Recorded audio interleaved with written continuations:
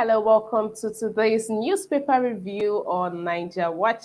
My name is Iman. I'm reporting live from Lagos, Nigeria. How you doing, my people? I'm excited to be here again today. It's a beautiful Wednesday morning over here. Everything is going on just fine. Lagos is relatively peaceful. I mean, everybody's going about their usual day-to-day business so far. How are you? Good morning, good afternoon, and good evening to my people across the globe. How are you doing? I'd like to know how you're doing. I'd like to know where you are. I'd like to know what's happening around you. Thank you for tuning in today. To those watching live, hey, what's up? It's another beautiful day, and we are here to dissect what is happening in the Nigerian sphere. Guys, come let's reason together. Please do not forget to do the needful by liking this broadcast, sharing this broadcast, and inviting someone to partake in this broadcast. Over here in over here in the comment section, you have a link to join this to come on here and let's discuss what's happening in our society. Good morning, Ami Bella. It's good to see you. Where have you been? Thank you for tuning in now, Bella. It's good to see you. Lovely morning to you too. Hi, Christopher Columbus. Hey, thank you. Thank you very much. How you doing? Mommy Diaspora, Mommy Dearest. Thank you, Mama. I know I always have you. Thank you for being here again. How you doing? Mr. Edolite, good morning to you, sir. How you doing? Osagovo, hey, how you doing? It's a beautiful day and it's good to have you here. Thank you for being here. Mary Kimade, you are early today. How are you? It's good to have you here. Thank you for tuning in. I do appreciate each and every one of you. I do appreciate each and every one of you. Um, all right, that's as much as I can scrub. I'm fine, Avila. Me too, I did campaign, I did well. Thank you, sis. All right, guys. Please, guys, please, you guys are watching and nobody's liking already. Let's start well, please, guys. Do the needful. Let's like this broadcast, and also I am saying thank you in advance to the people that would be using the dollar sign to the right. Yes, sending super chat, super sticker and the likes of it, guys. The need for each and every one of you to support us, even financially, cannot be overemphasized, guys. Please do the needful. Please support this platform, support unbiased journalism, support us, please. Thank you very much. Thank you. Anybody that has just for me, please say something in the comment section, and I would tend to read. Thank you. All right, moving on. Our first paper for today is Daily Trust. In just oh yes, travelers stranded as dollar shortage hits banks. I can't access forex to attend to my health abroad. That's from a patient. Fake applications are nightmare. That's from banks, and we are tackling the menace. That's from CBN. 52 vehicle assembly plant shuts down. A $1 billion investment in jeopardy. I tell you, it's a trying time. It's a really hard time for businesses out there. It's really is one right now. FG to take health insurance contributions from HMO's custody. Yesterday, I move on. Sokoto governorship. APC inches towards victory as defection tsunami rocks PDP. Really, people are leaving PDP to go to APC. Well, it's the same thing as people leaving APC to go to PDP. All of them join. How parody accounts fuel misinformation ahead of 2023 elections. Buhari, this is from Buhari. No single country can contain insecurity. That's a very good reason, Mr. President, sir. So we should continue to live with the one that we are facing right now. All right, sir. How vigilantes beat Quranic teacher to death in Kano. Lalong tipped as Tinubu's campaign DG.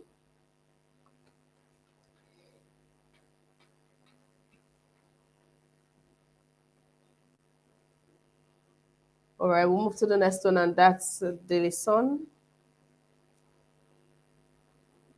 Here we go, guys.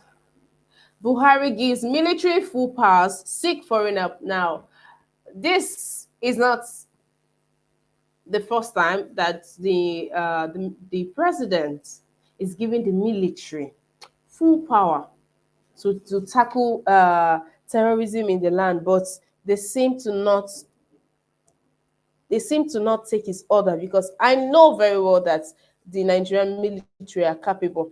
Maybe, okay, as some people say that they are outnumbered, we don't have enough military manpower to combat these people.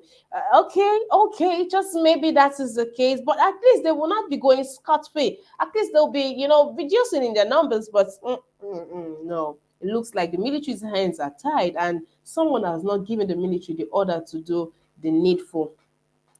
A fight against terrorism. As policemen flood Abuja, Onayekon urges Nigerians to join forces. Gunmen kill 7 security guards, injure 2 others in Imo. Block Enugu Port Harcourt Highway, abduct scores of passengers, wound 2 soldiers, set military van ablaze. The effrontery of these people, knowing that they are untouched, knowing that no one is touching them, it's really, really alarming. It's cringing, I must say. FG2 rake in over 165 billion naira from 5% telecom services tax. And that's in a year. 39 different levies choking us. That's from telecos. 32 states, 233 local governments prone to flooding. And that's from NEMA. Terrorists free 5 more kidnapped train passengers, 35 still in captivity. You guys, you know that when you hear terrorists free, you know that millions have gone as exchange there in somewhere, either from family or from government, but they never just release these people. Imagine government. Oh, me. Naptip, Turkish rights group, raised the alarm over trafficking of Nigerians to northern Cyprus. All right. Buhari gives full. Hi, Mr. Destiny. Good morning. It's good to have you today. Thank you for having me. Yes, how's the family? How's everybody? Oh, good and fine. God has been good. How are you, Mr. Destiny? I'm fine, madam. I'm fine. What do we say to these things? The president has given the military again full power to tackle terrorism. What do you think the problem is in all of this? Because this is not the first time that he is giving full, giving them the authority, giving them the command, giving them his word, everything to tackle insecurity. But we cannot see, even if we don't want to talk about it, even if we try to not scare people, but this thing is there, it's happening, it's there in the news that they dare to block Port Harcourt.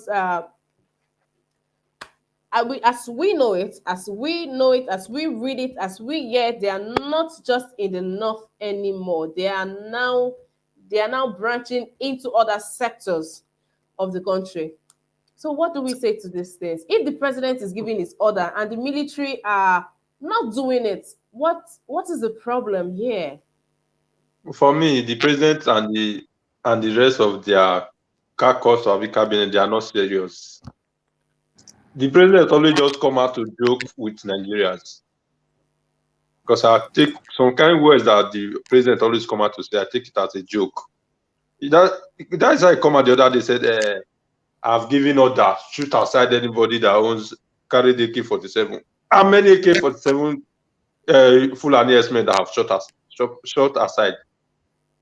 This one again, just a comedy, and because I don't even know how to put it. Maybe in short, the man doesn't see Nigeria finish. So you think that, right? This man comes out to say one thing, but indoor he gives another order. You think that's what is happening here? Because how can the chief in command give an order? I mean, then you are not even the chief in command. If your command That is is what not that is the issue here. That Buhari is not. That's the issue here, that Buhari is not doing what he's supposed to do. Since he has been giving order, the order they are not taking it. How many people I'm not even single one person have been fired. Not even single one person have been fired. So that is why you know that the man is not serious. He's not, in fact, for me, if I doubt is that person is still there. You know, I don't really know. He's not the one, even all this writing, all these things. I'm not sure it's Buhari that is even writing it or speaking itself. Maybe somebody is doing it for him. How can you come out? You give order today, they didn't take it. Tomorrow, they didn't take it, and you are still there. And those people are still there with boldness, with everything. You think, Nothing will happen. Obasanjo was also a military Yeah. man, or was okay. Would this have happened in his time? No, I doubt, because I remember what happened in OD. Yeah, OD in the Bayelsa. Then I doubt it cannot happen in Obasanjo time. Buhari is not. Buhari, I recall that I never see this kind of person before. Sure. All right, Mr. Destiny. I'll move on to some other person. Thank you very much. I'll get back to you. This is from Naomi Bella. She says the president talk just to because he have to. No action. Well, it's.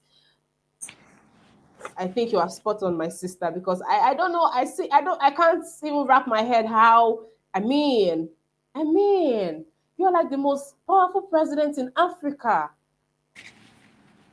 even beyond Africa. And yeah, home, this your subordinates, no, they don't respect, they don't respond. You call Mr. Kennedy. Good evening to you, Mr. Kennedy. How are you doing? Thank you for joining this broadcast. Good evening, madam. Nice to be here again. Yes, I remember. It took me for some time for me to understand who you were referring to when you always say transmission, transmission. Now bringing that back, sending someone, the president gives an order and it is flaunted. I mean, that has been happening for a long time. So I think we might just have to cut him some slack when it comes to the full blown insecurity that's happening here, because this is not the first time that um, his subordinates would be flaunting his orders. Or what do you think is the reason why these people are even doing so? Because he's coming out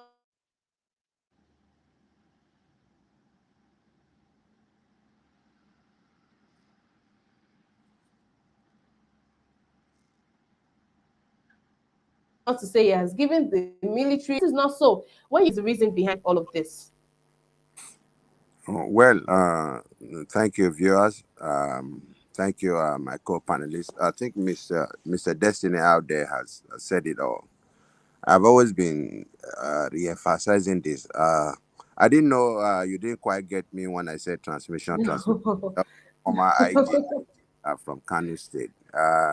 He said he gave him orders to go to Benue State. He was even laughing over it when he was saying it. He seems himself is not serious. What I'm trying to say in essence is the day these service chiefs were sworn in, they took an oath, and taking an oath, they were given orders to perform their various duties. So is the president trying to say they are flouting the oath they took, or they are not even aware of what their duties are? So the president is not supposed to be, giving directives all the time, because they already know their duties are cut out for them. They already know what they're supposed to do. Why is it every time the president gave a marching order, he directed this, he directed? He's not supposed to be directing people all the time, because they already know what their duties are. That is why they are there. So the fact is, what we are seeing here is, they're like Mr. Destiny said, they're just playing with the sensibilities of Nigerians. They think we are fools. We don't know what we are supposed to do. The president cannot be coming out all the time to say he gave a marching order. The marching order is already there in the constitution and in the oath of office. So they should continue to play with us until we Okay, we so ideally, Mr. Kennedy, you're saying that the Nigerian army shouldn't even wait for a presidential order. they don't have to wait. They have their mandate. They don't have to wait. They have their mandate. Like when I was a former president of Nigeria Union, yeah, I was sworn in, and with the constitution on my hand, sworn in, and the constitution is given to you. You know what your duties are. You don't have to be reminded. You know what you're supposed to do. So if the president is reminding them, which means the president doesn't even know what he's supposed to do. If you give orders and it's flouted, then the person is fired and even prosecuted if he wants that person to be prosecuted. So you don't have to come out always and tell us you gave order and it was flouted and the person is still there. So I think he is the one flouting orders here. He's the commander in chief. If he doesn't know what to do, he should step aside and let somebody else who knows what to do. The vice president is competent. He can take over the helm of affairs and rule the country until May of next year. They should stop playing games. They are just playing on our intelligence. Thank you. All right, Mr. Kennedy, I also would want to ask you, right? I wouldn't want to compare him with the likes of Goodluck Yadua. Those ones were never military people, but I compare him with the likes of Obasanjo. Would we have, seen days like this if we had Obasanjo as our president? And the fact is, I think what it is not very clear to us is like what Ms. Destiny rightly said. Is it that Buhari is still there? Because even if he is incompetent as a former general in the army, at least I think the country is not supposed to disintegrate to this extent before he make positive moves. The problem is I'm not even sure Buhari is the one talking. Is this the Buhari we know? So I don't understand. Even if he's not a retired general, a president is a president, commander in chief. He's supposed to give orders, and orders are being carried out. But with what we are saying now, it's like water don't go under the bridge, the way they see and so. Because me, I don't understand this one. A common chairman of organization, if he gives order, the order is carried out. Not talk of the president of such a populous country. Is like I used to say, it's preposterous. I don't Okay, know. Mr. Kennedy, let's agree that, the person seated there is not the same person that, we've known or voted for, right? So what is stopping those other people, since they know their job, what is stopping them from doing their job? When the situation is dire, the everything is not balanced. Those people may have been told what to do right from the beginning. So whatever we see on social media, they just ignore. So they already know what they are supposed to do. They know that they are not supposed to act. If before Kuje prison was attacked, and some few hours before the attack, and the guard or the people, our security men that were in charge, were asked to change their location. So we should be privy of what is going on. This All is right. very clear. Thank you. All right, Mr. Kennedy. Thank you for welcome to today's broadcast. I'll get back to you, Mr. Kennedy. Thank Mr. you. Machiavelli. Good morning to you, Mr. Machiavelli. How you Yeah, doing? yeah, good morning, good afternoon, good evening to all of you. And Mrs. Emma, how you doing this morning? It looks as if it's bright and beautiful today because you're smiling. And let's hope the Nigerians are smiling as well like this because it's a very sad situation. But we just hope that these things will come to an end soon. So you were about to ask me a question. Go on. Okay. You want me to go ahead? Okay, yes, go on. please take it away. Yes. All right. Well, from what I saw, he has been giving orders. This is not the first time. 2 weeks ago, there was a meeting be had by with the generals and all the law enforcement agencies in Nigeria, top ones. They had a meeting, emergency meeting, a security emergency meeting. That was 3 weeks ago. They had the one with 2 weeks ago. Before the Kuje prison happened, they had a meeting. After then, they had a meeting. So he has been giving orders, and these orders are not being carried out. Just as Mr. Kennedy rightly said, a commander-in-chief, you give orders and it's not being carried out. There's something not right in the structure. It either means, are the military fed up, or what is happening with the commanders? You, as the commander-in-chief, your orders are not being carried out, then you have the right to sack the NSA. Sack the NSA. Simple as that. And I don't know, I don't know his strong ties with the NSA, because the Northeast elders, as they've clamored that the NSA should be sacked. The Arewa youth also, as about 3 groups from the north are clamoring, say sack the NSA. At this point, where I'm even there's a theory arising on the inside of me that's okay. Should we touch light on the NSA, because it seems to be hiding behind the president? Yes, this is the whole thing. They need to, and because now this is why the Senate need to act now. Now that he's not sacking the NSA, then why do we need to go on the recess? That they have to go on on vacation. That was always stressing the other day. The right thing for them to do now, because the emergency in Nigeria is very serious. They don't need it. They are supposed to call an emergency meeting by the House to summon the president and say, this thing is deteriorating, and they are giving him 4 or 6 weeks. How would you give a president 6 weeks? Before that 6 weeks, what would happen? This is the thing that we need to take very serious. And the commander-in-chief is commanding the forces, the military forces. They are not working. Nothing is effective. There's something is not right somewhere. They need to address this thing immediately. This is a serious one, because where we knew is a serious one, when the Senate president said they had 42 intelligence. 42.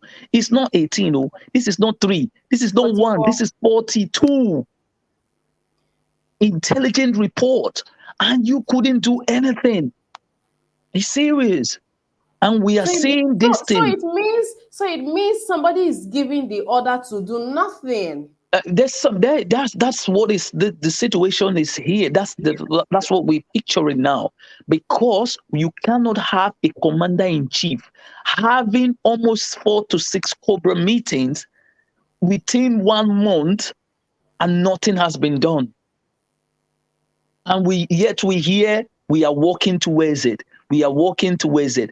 And there's also a report that these bandits or terrorists, they already have been a hideout close to the capital. This is a serious threat. Do you understand that when a country is being invaded, when you get the capital, that is the end? So we don't want that.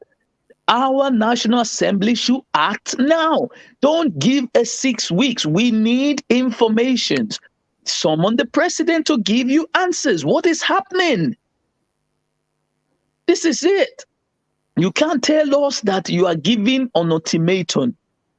No, we should call them. That is why Nigerians need to be pushing on this issue. This is a serious issue, because Nigeria is at war. Because the way we are seeing it right now is everybody still thinking people are moving around, but this is a very serious information. Now, yesterday, you hear when Taiwan, when the third in command in the U.S. visited Taiwan, that was Nancy Pelosi. You see the way China was reacting, because that they say Taiwan is a territory under a Chinese territory. If a U.S. a U.S. official is to visit there, it's a serious violation. And China said they are going to do all it takes, But Nancy Pelosi still with them. But you can still see the forces moving around. They are having drills around the South China Sea. Everywhere is tensed up.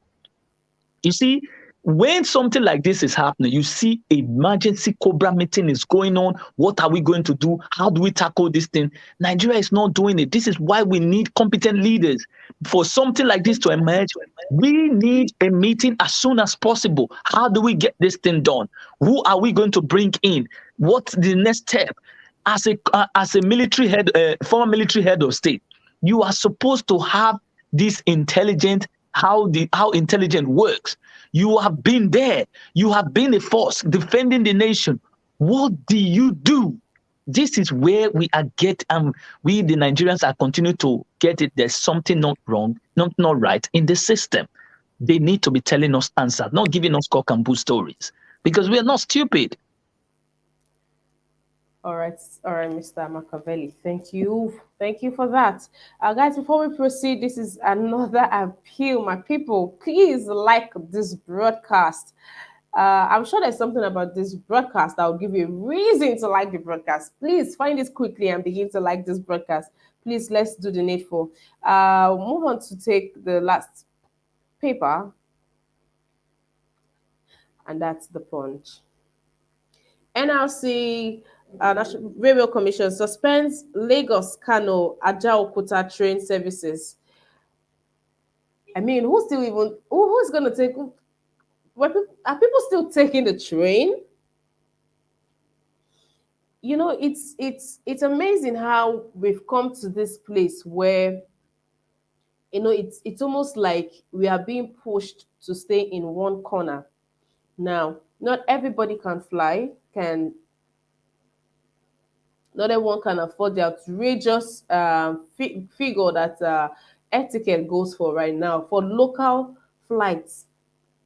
And then going by road, you literally have your heart in your hands. I mean, you are praying all through till you get to your destination. People are that scared, or the road is that unsafe. And now the train would have been another option, right? But then again, you might board a train and you see yourself in the bush when you wake up. When you open your eyes, you're in the bush. So it's like movement is not very. I'll go on, please. All right. Gunmen shoot at passenger cars, buses at Ajaokuta. 6 vigilantes feared, killed, travelers panic.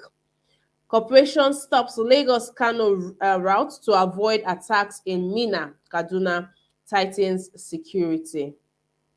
I'll take that again. Gunmen shoot at passenger cars, buses at Ajaokuta. 6 vigilantes feared, killed. Of course, those ones were combating, engaged them in a duel, and that's what resulted today. 6 vigilantes feared, killed. Travelers panic. Now imagine if those vigilantes were not even there. What would have been left of the? I'm sure it is that confrontation or the standoff by the vigilante group that even made some passengers to even escape. Else, who knows? Who knows the casualties? Of course, the casualties would have been much more than recorded. And here we have impeachment. Wale Soyinka backs lawmakers against Buhari.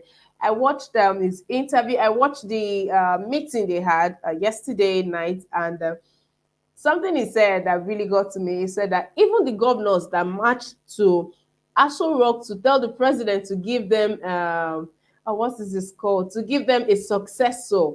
He said those governors should be impeached. Now, I had a really, really good laugh when I heard that. But then again, I thought of it. After you guys have seen everything that is happening, you guys will go and meet Buhari, who's the people that he has even put in power on his integrity. They've done woefully. They've done terrible. They've not done. They don't even deserve the position to even start with. And this is the same person that you people, governors, are going to meet for him to give a successor. Now, our governors are not doing us well. Kerosene hits 800 naira per litre. Nigerians face hard times. Tinubu's government will be fair to all, and of course, that is from Shetima. Bank borrowing from CBN raises 27% to 4.5 trillion naira. Osho APC members protest, demand chairman's sacking. Ondo hospital rations fuel, patient dies during surgery. 21 killed in Lagos, Cross River crashes. FRSC blames fog. UK licenses 266 Nigerian doctors in 2 months. 266 Nigerian doctors in 2 months. NDLEA dismantles Lagos Anambra drug labs, arrest barons. I would like for us to talk about. I'd like for us to talk about the exit of the doctors in Nigeria. Guys, this is not even. Let me just quickly put this one there before. It's a shame that we have doctors, nurses who are qualified to serve their people. And because the way the standard of living in Nigeria cannot even don't even give them, a breathing space. And now they are seeking greener pasture elsewhere. And the UK is one of the countries that always need this kind of people. They are always in need. And when they get these people, they'll secure them. Nigerians are losing. One time, the Nigerian doctors are doing so well, and they are so good. Yes. The Nigerian doctors, one time they were seeking to move to Saudi Arabia. Some were even heading towards Dubai. Nigeria. It feels pain, because I continue to wonder if these people, how many did you say leave now? Just 200 and something left. 266 in 2 months. In 2 months. Just have that in mind that in less than another month, another 200 will leave. Is that a plus or a minus? It's a minus. Seriously, it's a minus. This is why we need an urgent meeting. Everyone in the whole country. We need to address a very serious issue here. It's painful. Like I always tell you, I'm a Nigerian first. I love my country. Because there's no place I will call home. Because wherever I live now, time will come, these people might say, go home. Have it at the back of your mind. And I always tell people, some people will say, I'm already a citizen. See, all of us are holding dual citizens here, but just look at your passport. It would say naturalization. You might be Swiss, you might be Dutch, you might be German, but look at your place of birth. It will tell you Lagos, Nigeria, Benin City, Nigeria, Abeokuta, Nigeria, whatever it is, because that is to tell you you are still not a member of that country. This is where you came from. So we need everybody because it is a serious matter. We are losing professionals every day. We are losing professionals. Not kidding you. A surgeon, the best surgeon in Switzerland was a Nigerian, a Yoruba man for that matter. Now let's bring this. Let's say we fix our healthcare system, and we have these people coming back home. Don't you think Nigeria will be a great country? Has Cuba? Cuba has the best doctor, some of the best doctors in the world. It's a communist state. But Nigerians, what is actually wrong? Is it that we were? Is it was so bad that our sin were because we're being born in that country? I know Nigerians can make it, but we just need a leader that can change this thing, to put this thing in order, because we are losing professionals and we are still to lose more if care is not taken.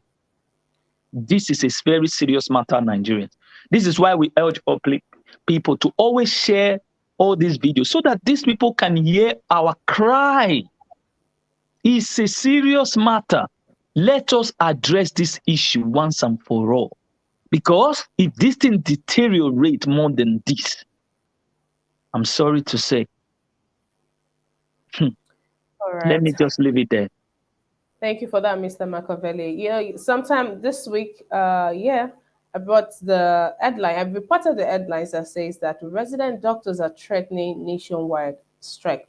Remember during the COVID time, the doctors, Nigerian government decided to, join other countries in introducing what's called hazard allowance for frontliners. And this agreement was made in 2020, if I remember correctly, when I saw the news. And since they made that promise, or since that was signed into law, since that was agreed, federal government has done nothing. They've not paid hazard allowance, not even for once. And that is why they're threatening to go on a nationwide strike. While we are still combating with that, we have a lot of them that are fleeing away from the country. I cannot imagine a country Let me just quickly without... put this one. Sorry, Mrs. Ima. Let me just quickly. Do you know during the pandemic in Canada, during the pandemic, if you were there as a student and you were working under the healthcare sector, just as a professional health care, taking care of patients, just a professional, and you are a student and you are not even, you're still a temporary, trust me, the Canadian government passed a law and everyone working there are supposed to be given a permanent resident. Hooray! Do you think I think a Nigerian doctor will not run there? See, these are ways of attracting experts to their countries, and they've done it. Now tell me, during the pandemic, we were nothing to write home about. I was shedding tears because how will it be if we were being hit hard like other countries with COVID pandemic? Nigeria would have been gone. We need a very serious meeting. We need to call a national dialogue. I'm shedding tears because our people are dying. This is very serious. All right, Mr. Destiny, I'll come to you. Guys, please, this is an appeal. The likes on this broadcast is not matching up, guys. Please like this broadcast. Like, share, and also support us with the dollar sign to the right. But let's begin by liking the broadcast and sharing and inviting someone, please. Thank you. Mr. Destiny, what's your reaction to this? My reaction is that why do you think the federal this government are failing on every front? Why do you think so? Is it intentional to frustrate every part of the country? Because it seems, how do you make a promise? 2020, this is 2020, so another election here is here, and nothing. The problem is that they don't care about Nigeria. The simple truth is that they don't care about Nigeria, and they don't even care about any other person except themselves within them. Look at what happened to Ekweremadu. His daughter did not die. None of his members of his family died. Before, the federal government sent delegation, send lawyer everybody to UK. Say Italian might just kill one Nigeria guy in Italy. Have you ever seen Abike Dabiri make any statement? Have you ever seen Nigeria government send someone there, send any dedication to that family? When they happen to Ekweremadu, because it's their carcass, they send dedication, even send lawyer from Nigeria, everything to UK. This one, Italian killing Nigerians. None of them have. I only hear that the embassy in Rome make a statement. Abike Dabiri have never made a statement. I've never seen it. The rest, so they don't care about the rest of us. We are just kind of headache about them. Well, God, the Nigeria issue is always getting confused sometimes. You don't even know where to start from. Because when you are coming from this side, another big one will just come from another way. That will just block the one that you thought is even bigger than what you think. All this kind of thing, they can't say that in Germany, UK, France, whatever, that they pay hazard allowance to their doctors or everything. But if Germany, maybe, or France, all these countries did not pay the workers for maybe one, I never see if it's even happen. That's only where the Nigerian government will come and tell you that in Germany, in France, something happened. But this one, the health workers or the rest people are not threatening strike in another country. They will not tell you that in another country, they don't go to strike because the government paid them well. But it's like when they made that protest in Canada then. Before you know, the big mouths, Laila Mohammed just come out that the government have frozen some of account of the protesters. But it did not tell us that they did not kill anybody there. They did not kill any of their citizens there. with police or their army. But he said he just come out that he froze some of their accounts. Just they always go there, pick the one that is. I don't. Oh God. Yeah. Who do us this one? All right, No, Mr. that person Destiny. do us. He go out to. All right, Mr. Destiny. Let's move on to some other person. Mr. Kennedy. Yes, madam. You want me to speak on the Yes. Yes. What's your reaction to this? What's your reaction? There's a proposed nationwide strike by the doctors, and the fact that they're even moving in such large numbers, what's going to be the fate of the people? when we were growing up, then we were in the village. We used to have one specialist hospital in my village, and the doctor then was a late doctor, a woman. He was seen as a demigod, as a semi-god. The way we respected doctors at that time, it's just like if you see a doctor, which means if you are sick and there's a doctor around you, which means you're going to be safe. But these days, the Nigerian government, I don't know, maybe because they have the money to fly abroad, they don't even care. The way they disrespect the medical personnel, that's the same way they disrespect our ASU, our academias. So it's very painful. And without doctors, and without vulnerabilities, people see different kind of sickness. There are no even proper diagnosis of the kind of sickness that is prevalent in our society, and yet there's no investment uh, uh, in this front, this medical front, and yet they're allowing the doctors. In my family, my elder brother brought me here. His first two children are medical doctors, and they complain we still have to send them money. So that is the extent of degradation. There are two medical doctors, my younger nephews, and we still have to send them money to survive. And I'm sure they are among these people that are living now because they have been complaining that they want to live. And when they are living, they are not just living alone, they are living with their wives and their children. So that is another capital flight too.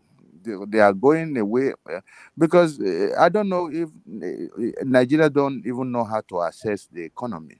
This is pure capital flight. These people are living. They are living with their intelligence. They are living with their manpower. They are living with everything, and we are left with nothing. We are just there to wallow in our ignorance. The government, they are not ready. They are not ready to do anything. Look at our hospitals; it's all comatose. There was a time somebody said even if you are admitted in hospital, you have to bring your I pass my I Mattress. think they call it I pass my I better pass my neighbor or something like that. That would be for generator. And you see yeah, for generators, yeah, because there's no light there, so you have to power your own fan. The people that are admitted in the hospital, everybody bring their generator. You see generators in the field, very close to the windows. So many generators. Everybody has to power his or her fan because there's a lot of heat. So the hospital has no standby generator. The NEPA or PACN is not there. So nothing is practically working. So everything is obsolete. So I don't know where we're going to start from. The president has to be ready to lead the nation if he wants to stay there. So if he's not ready, like I've always said, if he's not ready, he should step aside and let somebody else take over. So it's every sector has failed. It has Every sector has Every failed. sector. No road, no light, no Every. water, nothing. Look, the fact is, look at in practically every house in I'm from Benin City. Either you have this well where the water from this in the roof goes into, or you have a borehole, and these are practically poisonous substances. You have your sock away, you have your borehole. Your sock away mess the physics made into the soil and gets into the borehole, and the borehole is taken into your house, and you drink this water, and people are having cancer and all the other sicknesses, and people are not even aware of what is going on. People are dying every day, and we begin to blame the witches and whether the fair and yellow women very close to our houses, our grandmothers and our grandfather. We blame them for being witches and wizards and all that. Whereas we are taking a poisons all the time. Those that doesn't have enough money to install a water purifier in their boreholes, those people are just drinking poison and dying. And the people, all families start fighting themselves over witchcraft, wizardry and all that. Whereas those things are not even existing there. So it's a debacle. It's a very big problem. The government has to sit up. Otherwise, the country is crumbling very rapidly. It's crumbling. Thank you. All right, Mr. Kennedy, you said something that reminded me of. I read in the news, Lagos State Teaching Hospital. At some point, they started. They put out a press release saying that patients going forward will be paying 1,000 naira daily for light. And then, I mean, of course, for diesel, so they can get diesel. 1,000 naira patients. 1,000. Is 1,000 naira going to be sufficient? Because now, no, do you know how many people? Do you know how many people? Listen, Every madam. patient, 1,000 naira. That's a lot of money. And those people in the hospital, they have to have their courts too. You have to understand that. That's how Nigeria works. And I heard you made mention of a liter being 800. It's not 800. A liter now is almost 900. Kerosene is almost, and diesel is almost 900. No, diesel is 1,000 plus. So if diesel is 1,000 plus, and you have a very big generator or very big plant, you know how many liters are supposed to go in there. So it's and the people they're managing it, they have to have their share too. So if you chop, I chop. That is Nigeria. And in this headline news today, one of the stories says that this hospital that trying to manage their own source of power, which is diesel or fuel, whichever one that may be. While carrying out a surgery, the patient died because there was no light. The power went off on them, and the patient died. That is it. Sometimes the doctors, they use candle. They light their candles when they are undergoing when they are undertaking an operation or surgery. So how are you going to see inside the belly of a human being with the candle light? So I'm tired. All right, Mr. Kennedy. He said he's tired. All right, Mr. Kennedy. All right, thank you. I'll move on. Mr. Tunaija. Hi, good morning to you, Mr. Tunaija. It's good to have you on today's broadcast. How have you been? Thank you for having me, Emma. Yeah, I'm glad I came in. I hope everything is okay on your end. Oh, yeah. Thank God. So, yeah, what is happening with this security? I didn't hear about it. Sorry, say that again. I said, what is the main issue? That's because you were saying something about an order. Oh, okay. You want to take that story? We're wondering why the president keeps giving his command, keeps giving word to, giving the military the power to, take out terrorism, shoot on sight, and now he has given his word again and giving his support and backings to the military. And now we are wondering, why is it that his commands are being flaunted? Why? That's the question.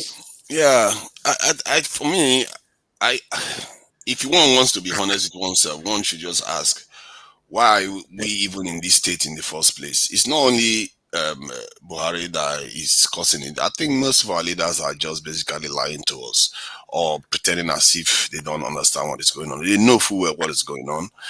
And whatever command Buhari gives, it doesn't matter because they all know the nation has been stood down.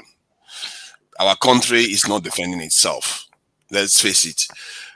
The soldiers that are currently active, at most maybe 140,000, and by the time you use 20,000 or more to secure Abuja alone, then who is going to secure Rivers State? Let's say by the time you do that, you secure Lagos, Rivers State, by all the key states that generate a lot of funds for the Nigeria. You left with a rump of maybe 50,000 to defend how many states? More than 20-something states. Who is going to do that? You can't be everywhere at the same time with such thin numbers on the ground. You can't. And no matter how much intelligence you have, you can't do anything. Even here in the UK, they couldn't track down all the rioters. They couldn't track down rioters just because rioters decided to organize themselves on Facebook to spread all over London. They couldn't. They just had, and they had numbers here, but they had to retreat to protecting this most important this assets of the state. Then, after the riot, they went house to house to be arresting people because they have CCTV footage of what happened. That is the only way they could contain people, even here in the UK. It tells you that even the force that they have in the UK, which is by proportions of more than 5 to 10 times more than that of Nigeria, they couldn't even secure the whole place. Just London, they couldn't. Okay, so what do we how can they say secure to the the whole likes Nigeria? so what do we say? So why is it not sacking people that are not doing their job? If the NSA has not come up with something tangible, why is it still here 7 years later? Why is it still there? And the For the Wrong same insecurity is reason, on the for the same rise. reason, for the same reason, our leaders have never kept us secure. For the same reason, black countries have always been very, very underdefended. As a matter of fact, on my channel, I have a topic on this. I said, why is it that our people are the most underdefended on this planet? Black people are the most underdefended. We don't have strong military. It's like our territories are just like a motel. Anybody comes in, goes out, does whatever they like, and they go out. No other areas are like that. You don't see Nigerians going to all the documentaries, wildlife documentaries they make in the world. It's mostly in Africa because they just come in and go. And when they want to go into our villages, they just go in and do whatever they like. It's like we are just like a motel. Mr. Tunaja, something just popped up in my head, right? Yeah. If our military have been able to capture 300, 400, 100 of these people, right? They combat them in a battle and they overthrow them and they're able to arrest that much number. Yeah. That would have been, reducing the numbers, right? And then Yes. you tighten the security, the borders, right? So that, I mean, they say some of these people are foreigners. So we are sure that we don't have people coming in or they thoroughly search those ones coming in. You If the can't. NSA does not, please allow me, if the NSA does not advise the president, why are these 300 being released back into the bush? Why are they not slaughtered? Why they not do away with them quickly? What are they doing in the prison? What jail term do they want to do? So I think the military can do something. Maybe not totally wipe out this, but they can reduce it drastically. Because they don't want to. They say that even if you kill them, those people are just a few numbers. If you have to remember, the way these people operate is that they don't show up where the military is just standing waiting for them most of the time, except they want to ambush and just kill soldiers. They go to where they are not and attack. They go to where they are not, they attack. Lately they go to where they know that the military are there. Lately, I mean, they Because they went are to becoming NDA. bold. Yeah, they are becoming bold now, isn't it? They will become bolder because they know they have a free run of the field. They can do whatever they like. This is a situation. The other day I said it. I don't know whether I was said it here. Governor Autumn said he went to the UK and went to America to make his case. I was like, but case to who? Who are you making your case to? You are supposed to make your case to Nigerians or solve problem in Nigeria, not to be making your case to the UK or the US. But this is the thing. We don't seem to understand that we are not being governed as a sovereign nation. And when we start realizing that, that's when we'll start demanding the right things. Our countries, it's like somebody sends you outside naked and you don't even realize it. Until you realize it before you say, you know what, I need clothes. That is what is happening. And I've said it before, our leaders are running our countries as if they are caretaker governments. They are not running it as a sovereign people. This is something that we really need. This is why you don't see them acting like that. They should have mobilized the population a long time ago. Do you know the proportion of people that are involved in the military? It's less than 0.1%. When I did a match yesterday, I was like, in Israel, they are about 7%.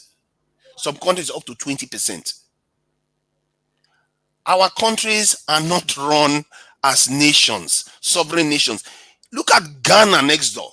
Ghana has got 15,000 soldiers for 30-something million people. This is why I say there has not been any group that is so underdefended as black people. Can I ask? Something is wrong. Sorry, Mr. Tunaja, can I ask you a question? Madam, is it okay? Yes, Mr. Yeah. Kennedy. Okay. Thank you very much for your submission. I want to ask you. Now you are trying to proclaim or claim that our country is now being run by us, that there are foreign bodies that are involved in our security apparatus or whatever. Are you saying that these same foreign bodies were there when Obasanjo was there? Because Obasanjo gave orders and the orders were carried out. Yeah, they were there, and we were never independent then too. See, just because you have a relative sense of peace doesn't mean you are still not poor. The Nigerian national budget was still 1/10 of that of California's healthcare budget. We were living in a sub-economy. We live on scraps that is left to us by the world. We don't seem to realize it because we've been accustomed to it. During Obasanjo's time, do you know how many Nigerians that will still be ready to run abroad? They are still very, very high. We've always been like that. It's just that we just didn't realize it. Maybe these terrorists are doing us a favor. They are beginning to wake our people up to this truth. Like the Chinese said to the Germans, the Japanese. They told one top Chinese official told the Japanese that thank you for invading us, because if you hadn't invaded us, we'll never have woken up. Look at China today. That was more than 60 years ago that statement was made. We have not woken up to the dangers we are in. And because we have not woken up, we are keep talking about the leaders. We are not looking at the fundamentals. They could have, they know this. They must know this. They could have easily done their job, but they just chose not to. They could have moved. What would it kill anybody to recruit 2 million? 1 million into the military, 1 million into the police, customs, and intelligence. You are creating jobs. At the same time, you are securing the country. It's common sense. Nigeria's problem is not hard to fix if you have leaders that are thinking for themselves. It's really simple. Buhari can think for himself. The reason why he cannot think for himself is because he's beholden to forces that we are not even on the table when they're having their discussions. The problem now is, before the invasion of the Kuje prison, according to evidence or intelligence, that the guard or the military that were in charge of Kuje prison were asked to relocate to a different location. And if a facility like Kuje prison is attacked in a broad daylight or maybe at night, they came through the road or they came through with the trains or whatever. So is it that nobody sighted them coming? Because there are other facilities too, that are very close to the prison. Is it that nobody saw them coming and nobody saw them leaving? What is going on? That is the problem. And who is giving these orders? And who are the people that are not carrying out these orders? The thing is, when you look at these things from our armchair here, when we are on YouTube, you forget that these people are actually on the ground. The ground is not easy to cover. Sometimes the Kuje prison to where they are is 20 miles. It's not easy to cover ground. You don't know the time of day. You don't know how they transport. Nigeria is a massive country. That's why I keep saying, if you don't have people everywhere, you don't have people everywhere. They will do whatever they like and they will have free reign. Besides, those soldiers, maybe it's routine. Maybe it's something that they do as a kind of shift thing that they do. And the terrorists were watching them and say, you know what, they are off now. Let's go and do what we need to do. Because somebody gave them the information that this is what they do. Sometimes that's how criminals behave. They go and case the environment. Terrorists, that's what they do. They check the environment. They see how they operate. They can take months to study it. Then when they see that the place is open, they go and do as they please. These agents are allowed to roam free because our government's hands are tied. For whatever reason it is tied, I am telling you, something is not right. It's not Buhari. It's something that all black countries are doing. That's why I think it's not Buhari. Can you explain that of Ghana? Can you explain that of Benin Republic? Can you explain that of Kenya or South Africa? Even South Africa. Can you explain that? Look at all the BRIC countries. BRIC countries that South Africa belongs to. South Africa is like a baby there. South Africa's military strength in terms of the number of soldiers they have is not even 1/10 what any of the members of the BRIC is. Mr. Tunaja, I don't think you are directly answering the question. And there's one more. I don't think if I have the chance to ask. You know, they have been preaching or they've been asking us or sensitizing us about this NIN, national identity number or whatever. And all these numbers are linked to our various phone numbers. So these people that are kidnapping and all that and asking for ransom, is it that they cannot be traced with this NIN or this national identification number or our the other one, BVN? What See, is going on? I answered the question. I'm telling you that they are too thin on the ground. Even if you see where they are, what are you going to do? Are you going to disappear and do babalawo medicine to make you appear there? What are you going to do? Well, Just because you know? Because if you can detect it using technology, is the technology going to stop them? You're not going to do anything. What about see, Mr. Tunaja, in as much as I buy into it that the military, we do not have enough hands in our military to combat these guys. I believe that if these guys were even allowed to, our military people are drastic. They are always ready for. That's why when they come out from the bush and they are here, you hear that military man slap one bus driver because they don't even have time for nonsense, right? I believe that their hands are being restrained, and of course, as you know, in the military, they are not going to say anything because they are loyal to. I mean, that's one body that is really really loyal. Nobody's going to say anything. Nobody's going to call out anybody, but. I know that if these people are given the chance to talk, they are going to reveal so much more, and they're going to reveal so much more. I don't know that. Isn't that the same military that we had during Obasanjo's time? Mm-hmm. We had the same And military you people. actually believed you were secure. Then you see that's the problem. We were never secure. We've never been really, really secure from foreign influence. These No, our no, no, no. leaders. Tunaja, But it is please. not. Let me But it explain is something. not Tunaja, Oh what my is God! happening. You see, this is Mr. why this Tunaja, needs to Tunaja, happen. calm down, calm down. but it is No, you not. don't have It to is say not that. as we Let's see let's it say the truth. in Because a you time guys like don't The not this. wake Obasanjo up time was until this not. type of Please, events occur. calm down. Wait. That within Obasanjo time we are not secure. Is it not Obasanjo do a little, then the rest will come and do more. Then the country will be secure more and more. Is it that Obasanjo do little, then the rest will come and scatter it, and the country will be getting worse to worse? I don't understand where you are going to. See, I don't okay, understand what you are telling us. give you a Okay, now breakdown what wait. actually I know happened. that. Oh, calm down, Tunaja first. I know that you don't always see anything wrong in Buhari government. Good. In UK that you are, because the other day when in Fleet TV you were saying that in UK there is corruption in everywhere. We don't doubt it, but when they discover that corruption or they discover any wrongdoing from any leader or anybody, did the person face the consequences or not? Not. But in Nigeria, when that kind of thing happen, that person will still be. Not. In fact, that is when he will have the different kind of chieftaincy You have title. people killing people and you're releasing them, saying you are You rehabilitating are them. There's no common giving them sense to chieftaincy that. title. If they are taking out this, what are you? What are they facing? Okay, then they are going to stay in prison for months before they are tried. Why are they staying that long to even get them tried when they know that there's No, going to be an let us be attack? realistic No, now. now that's yes, Let me yes. let you But Collecting understand obviously chieftaincy now. somebody. title, everything, everywhere. How? Let me All right, let me address it Mr. directly. What Dustin. you just said. Mr. I will Tunaja, address it please as wrap up directly your as possible. submission. Yeah, Please, thank you. let me address this point first directly as you said it. One, the Nigerian soldiers are not allowed to do some of the things that they used to do before to detainees and people that they captured because the Americans that they are beholden to told them not to. Even our Tucanos, we are not allowed to use them in specific contexts that the Americans say, no, you are not allowed to. So in other words, we are being constrained. This is the thing I'm telling you from the beginning, that we are constrained. Our soldiers, when you see them lashing out at people, it's because they are stressed. If you work in a job that is so unrewarding and has so many pitfalls, you are going to be stressed. A normal professional army don't do that. So that is my point. When we are trying to nail this in on Buhari, I'm telling you that the problem is bigger than that. It's not just Buhari problem. It's bigger than that. That's why I keep mentioning other countries in Africa that have the same problem. When we keep focusing on Buhari, we are missing the point that there's something bigger going on here. Because why is it that they are telling us that we should be upholding human rights on people that are killing our people constantly?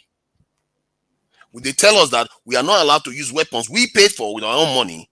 We had and paid for that money, for that aircraft, and the aircraft is not even that great. But yeah, they wouldn't even allow to use it because they said, "Oh, you are violating human rights if you do that."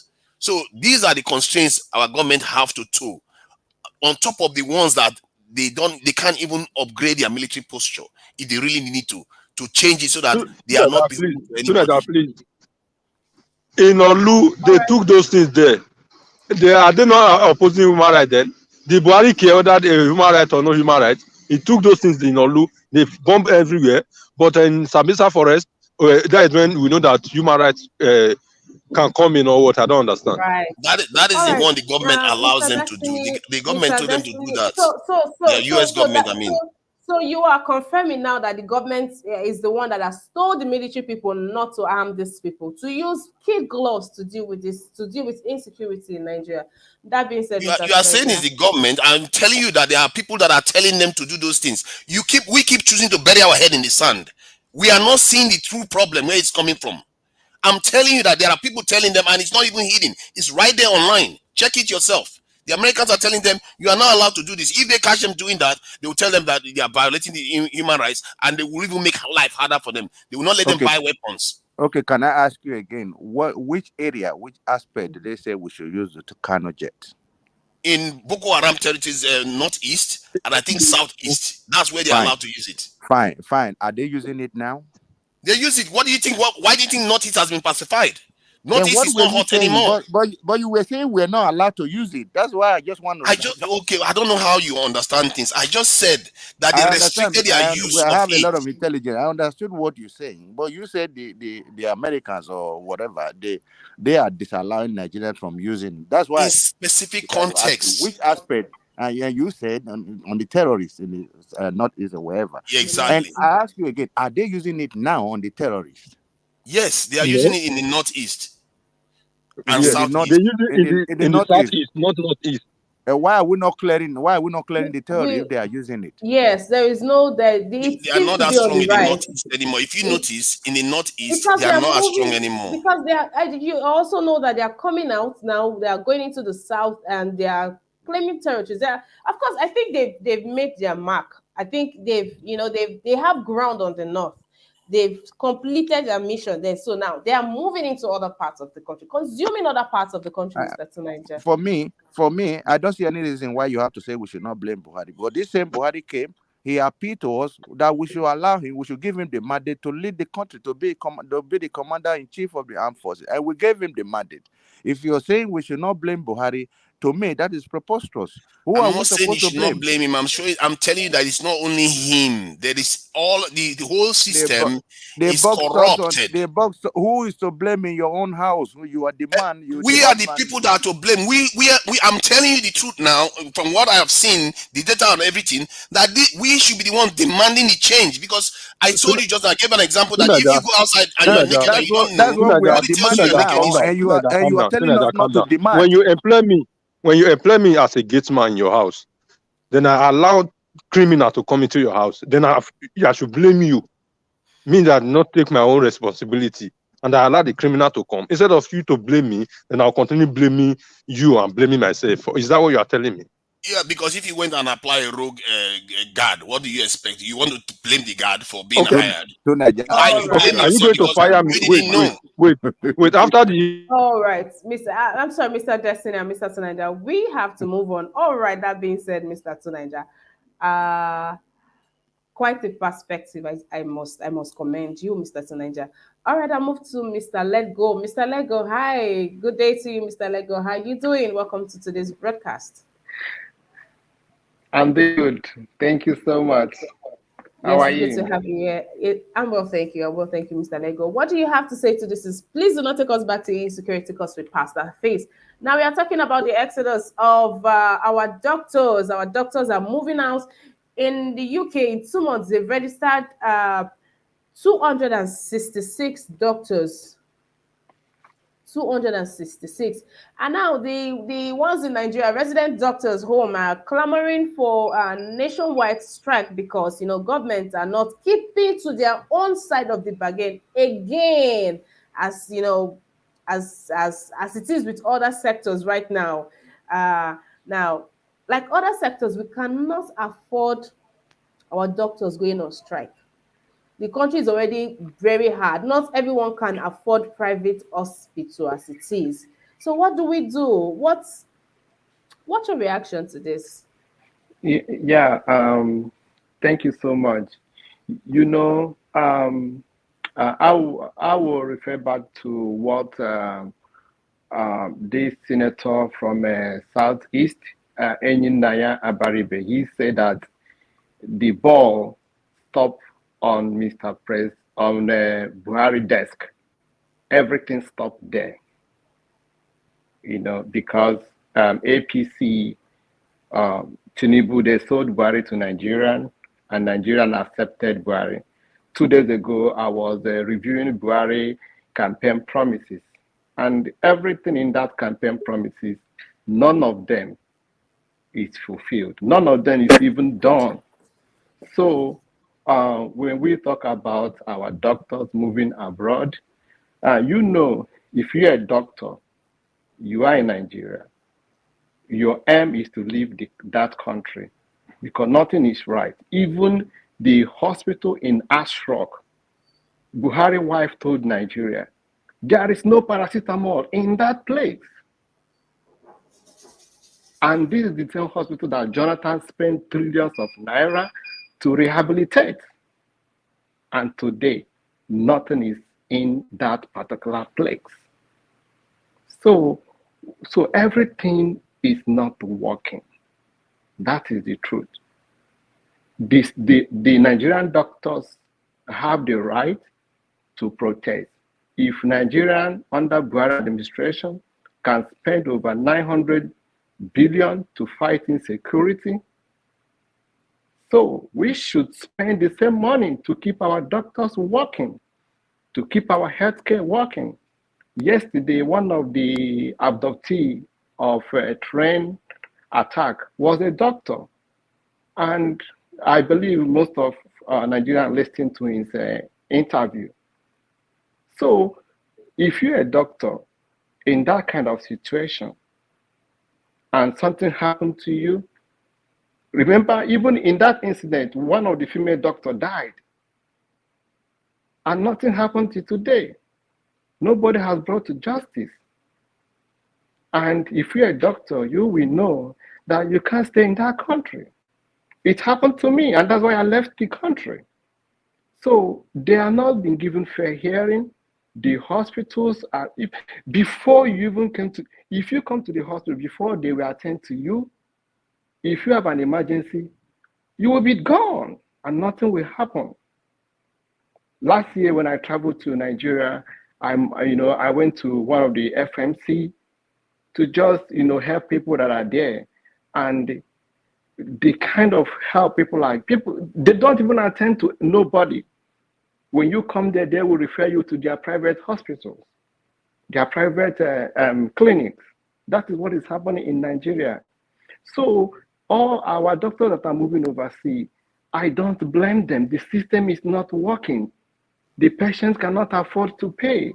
Mr. Lego, let me just cut you right in because I get to encounter this a lot. Now you go to the general hospital, right? You are buying card for 500 at most 1,000 naira. You go to the private hospital, you are buying card. You are just card though. You are buying card for 5,000 naira to as much as 10,000 naira. How many people can afford that right now? So when I say that our doctors cannot afford to go on strike, not everyone can even afford private hospital as it is. Yes. Please go on. Yes. Okay. You go to general hospital, FMC, whatever they call it, community healthcare.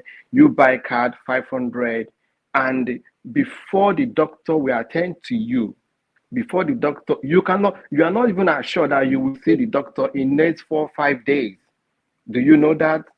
When you go to that clinic, they will tell you that one doctor is taking care of 100, 150 patients, and that doctor comes to work by 9 a.m. and he leaves by 12. That's what is happening over there. So by the time you see this, the same money you used to buy that card of 500 in 2, 3, 4 days, you cannot see a doctor and they will not admit you. They have to send you back home and tell you to come back, that the doctor comes only on Tuesday. in a week. Can you imagine in a week, a doctor that is in charge of more than 100 people are coming to work 2 days in a week, and those 2 days in a week he will see all the patients. So how can they give a quality care? They cannot. And that's why when you come, they will tell you that this doctor is not here, but you can go to this place and see this doctor. And when you go there, you will meet that doctor. So that is the problem. Every part of the system is faulty. It is faulty. So that is why they are leaving. That is why they are leaving. Like the same thing AXU is also clamoring for. You see that if they did not meet the demand of all these people, nothing works. They can't lecture children very well. They can't go to school. If they go to school, they sit in their office. They come to class whenever they want. That's what is, that is what is going on. This insecurity we are into, the same thing. Today now, Buhari is calling for international collaboration to fight insecurity. But this is what we have been saying. This is what Nigeria have been hiding for. So when you look at it, everything is being taken care of. Everything is being taken care of when it is late. So that is the major problem we have in that country. And our government will not say that. They are not be given the information that look at the way we are, look at what is going to happen until it happens. And now everything is so bad. People cannot afford to buy Gary.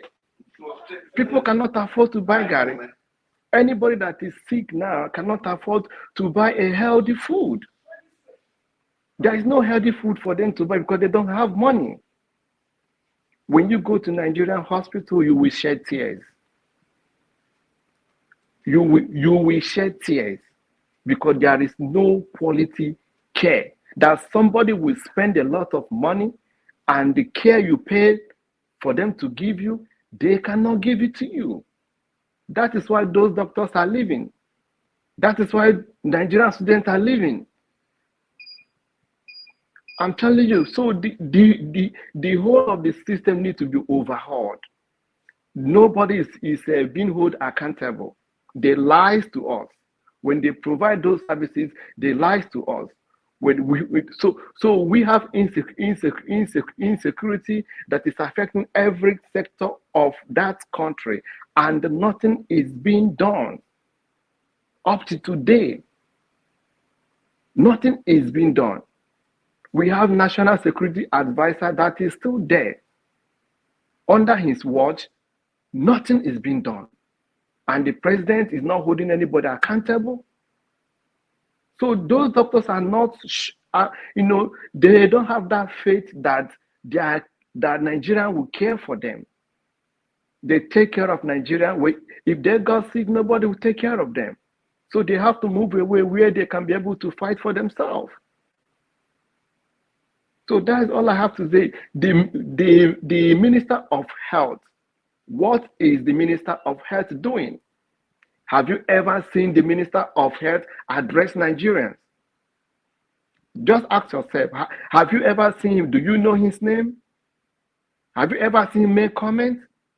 They don't. They don't address the problem. Everybody is there answering, sir, making sure that they got the money, making sure that they seize the money, making sure that they use the money on what they're not supposed to use the money to do. Nigerian Minister of Health, what is his job? What is he doing that makes our hospital in this kind of situation? Just try and go to General Hospital wherever you are. Go to FMC wherever you are. You will cry. So people are not getting help, and the doctors are overwhelmed. Doctors are overworked, and they don't be paid well. They don't be cared well. So they are not even encouraged. Yes, they are not encouraged. So they're not encouraged, and that's valid. When I was in Nigeria, I was not practicing. I went to FMC. I saw one doctor. It's heading about more than 150 patients. And this doctor comes to work 2 times in a week. And when he comes to that in a week, people will line up before 2 hours. He's tired, he's leaving. He will hand over. He will just go to his private hospital. That's where he will be giving people care and people will be paying. They will collect the equipment meant for FMC, meant for general hospital. They will take it to their own private hospital to work. That's what they are doing. That when you go to our clinics, our federal health center, you can never see any viable equipment. No lab being done, nothing. That is the situation. And that's why people are leaving. So they're not being encouraged. They're not being paid. They're not being cared for. That is the issue. If they're being encouraged, if they're being cared for, they will give that help. That's what I have to say. Please. All right, Mr. Lego. Thank you. Mr. Charles, good day. Welcome to today's broadcast. How are you doing, Mr. Charles? I'm very well, Mrs. Is that Mrs. Emma or Kachi? I just came in now. Do I look like Kachi? I don't get it. Kachi and I, we don't even look alike. All right, my name is Ima. That happened to me. Yeah, that is happening to me too. That is why I did not call your name, because I was confused. This is Ima, please. Mr. Charles, please take it away. My sister, sorry for that. Good evening from here. Yeah, I've been listening.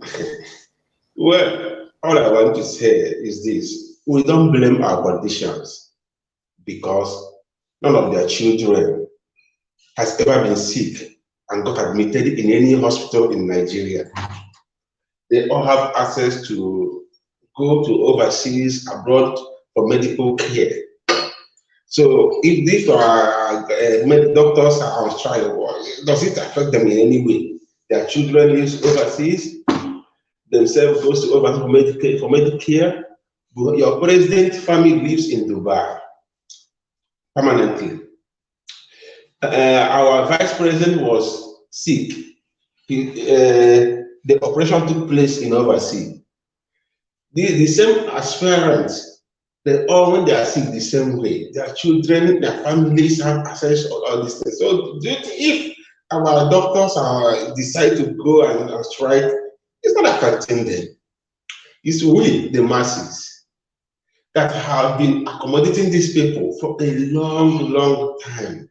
You see, when it took a mad person to take care of a mad person, if Nigeria became mad, I think all these things will come to an end because we have tolerated them so much. We have embraced, I don't know what all this their nonsense for a long time, and they keep on doing it. Nothing happens. Nobody talk about it. Everybody is relaxed. It looks as if suffering has become part of life in Nigeria. Imagine when you are sick, you have to go to private hospital where you will not get even good medical attention. Even the ones that you can get, you can't afford them. That is why a few months ago, I have a relative that I call my mom. He told me one of my relatives, he was having an appendicitis. How much? He said she's going back to die since there's no money. I was like, how much is it?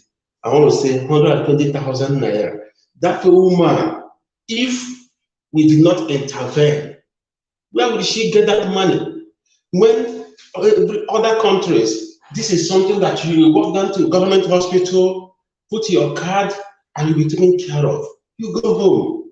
But in Nigeria, imagine, I could remember, even me, I could remember far back when 10,000 naira is a problem for us. If we are sick, we don't have it, somebody will die. So imagine what it takes in Nigeria today. We are here talking every day, we are talking, and these people they don't show any concern about it. You go to Nigeria, nothing works. The road is not working. People are being kidnapped every day. electricity. Our parents cannot even go to farm and get even that little food. They can't even farm. See, food are very expensive because the herdsmen, food and herdsmen have refused farmers to go and farm, and government is pampering them. Government is paying them.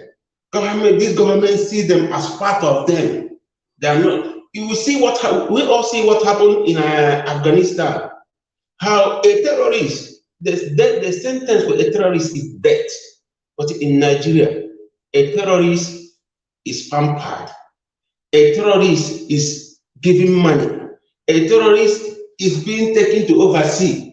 A terrorist is being put back in our military. And we honestly, sometimes I feel like not to talk.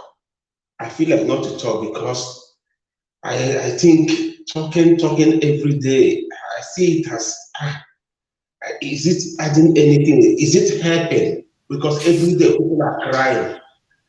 That's how I see it, honestly. Can I say something about this?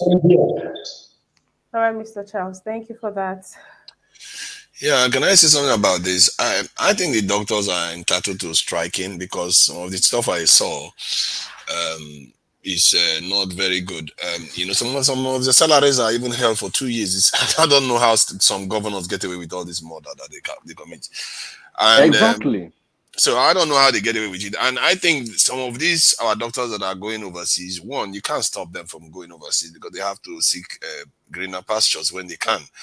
And secondly, I think also, because this is hemorrhaging our health system, we spend a lot of money. Some of the education that we get in our country is free. It's subsidized by the suffering taxpayers that go on to educate these people, then they go overseas. And I think that there is also a way to profit from that, or at least reverse some of the damage that is being done.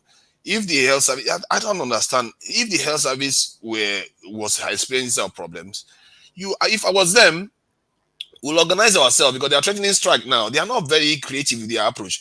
What you do is, okay, we are going to send some of our own abroad, and the money that they are earning, some of them will bring it back here to the country.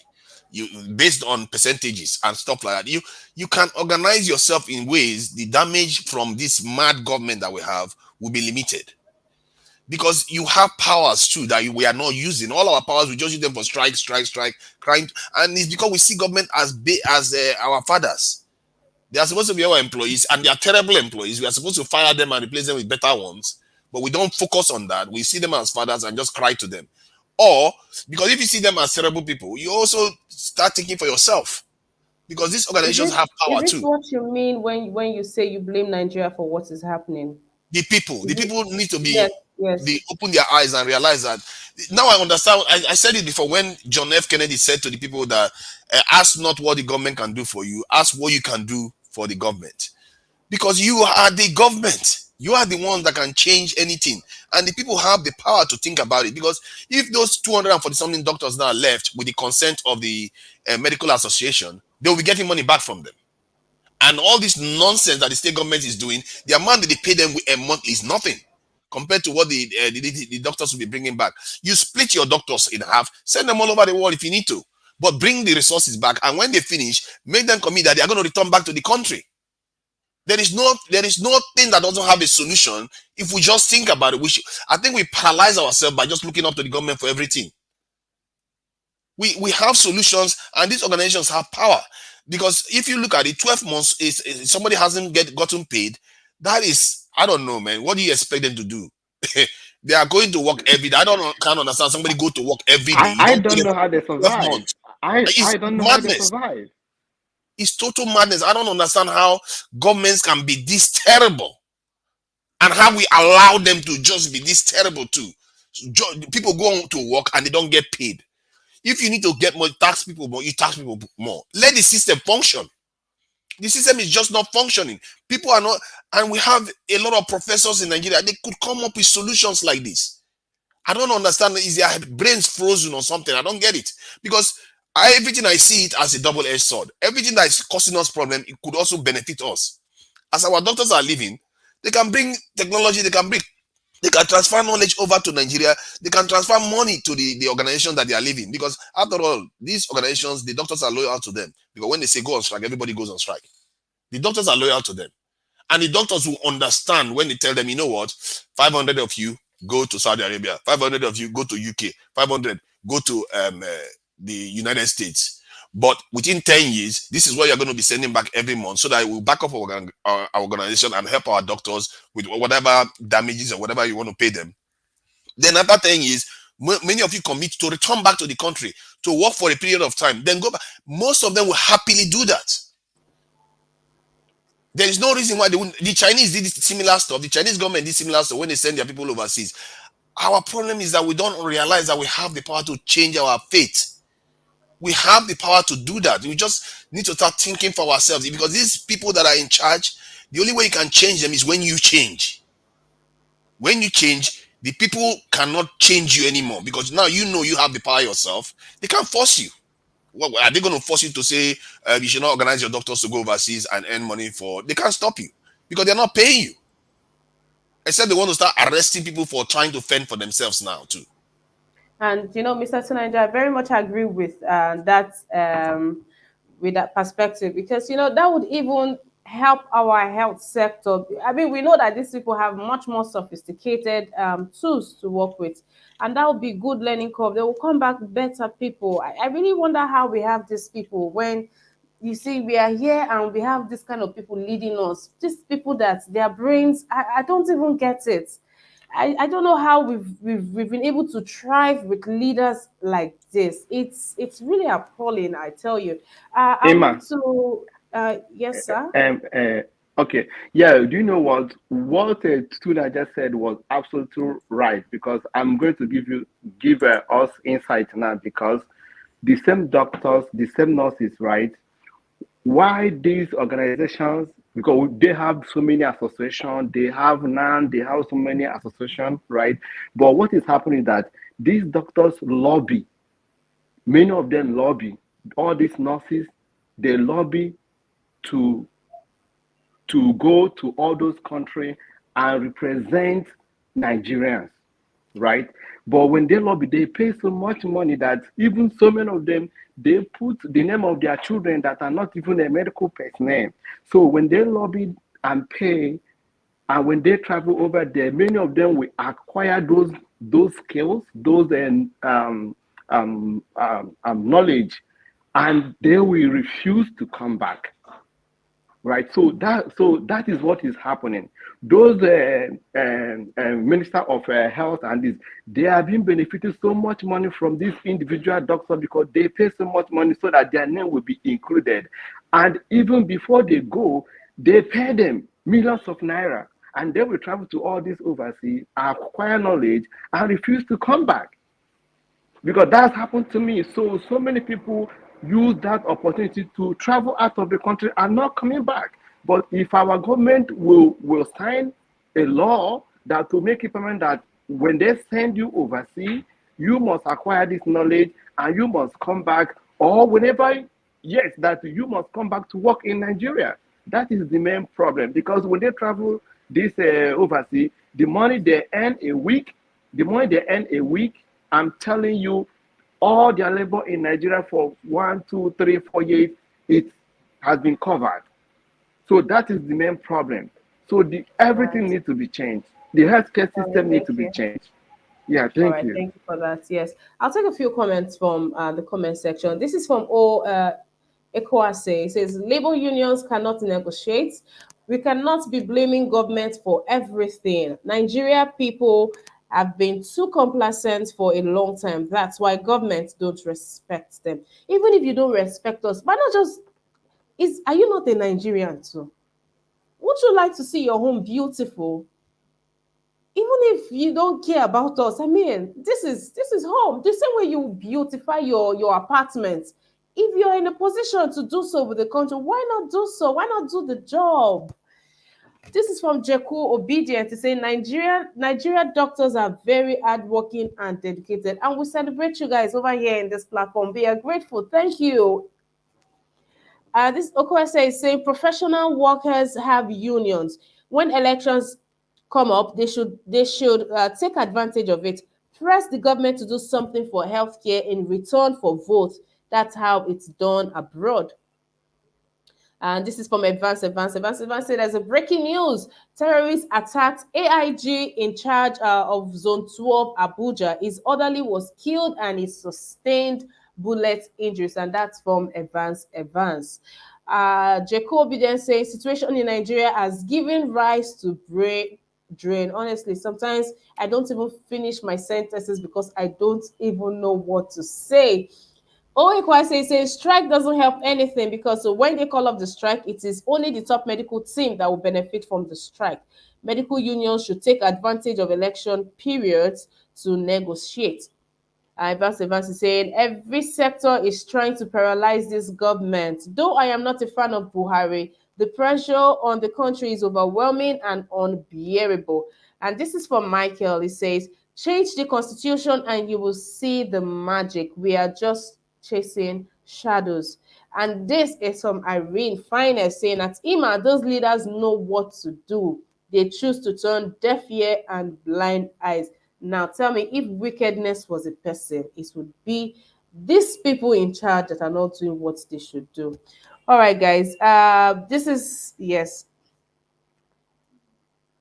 Most this from OA question, and I very agree with this, and this will be my remark to them, to doctors, the nurses, everyone in that field. Most of our doctors abroad are the most intelligent among their colleagues. Most are heads of departments, fellow works bank on their council. And I tell you this, really, really, really, really, you know how good it feels.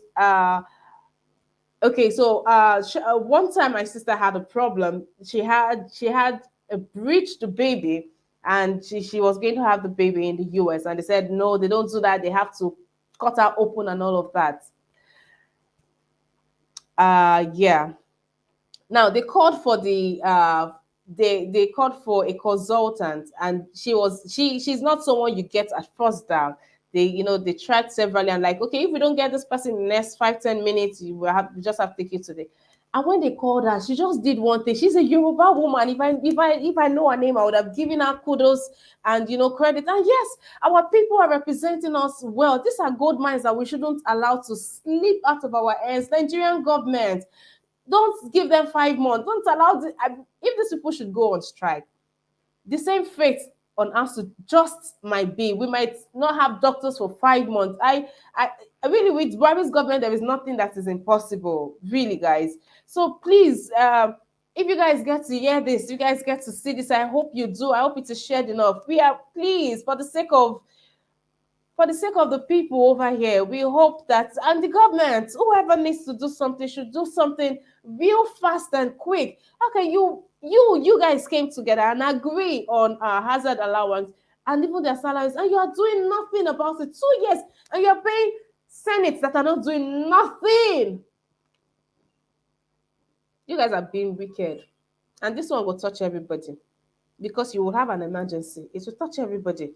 Chooks Obubuz, forgive me, but hi, thank you for joining the broadcast. How you doing?